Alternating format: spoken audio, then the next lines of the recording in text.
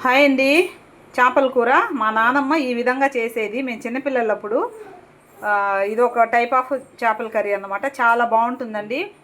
ఏమి లేదు, చేపలని శుభ్రంగా కడిగేసుకొని దీంట్లో ఉప్పు, కారం, పసుపు, తర్వాత మెంతులు, అదేవిధంగా ఆ, కరివేపాకు, కొత్తిమీర ఇవన్నీ వేసేసుకోవాలి. తర్వాత పచ్చి నూనె వేసేసుకోవాలండి.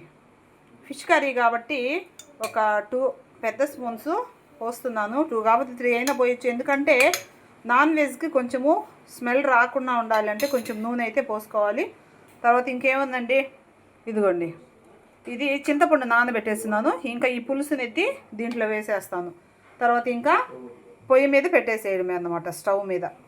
ఇది చాలా dead easy and very taste అండి. ఎందుకంటే ఆనియన్స్, టమాటాసు వాటి యొక్క రసం అంతా కూడా పచ్చివే వేసేసాం కాబట్టి బాగా చేపలకైతే బాగా పట్టేస్తాయి అన్నమాట. కాబట్టి ఈ ఈ టైపు కూడా మీరు ఒకసారి అయితే ట్రై చేయండి. ఇంకొంచెం అయితే మెంతులు వేస్తున్నాను.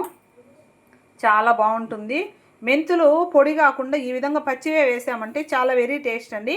ఇంతకు ముందైతే నేను మెంతులు పౌడర్ వేసేదాన్ని, కానీ ఇప్పుడు మా వదిన గారు ఇలా వేస్తారంట, మా పాప చెప్పింది. అందువల్ల నేను ఇలా వేస్తున్నాను. చాలా బాగున్నాయి అన్నమాట.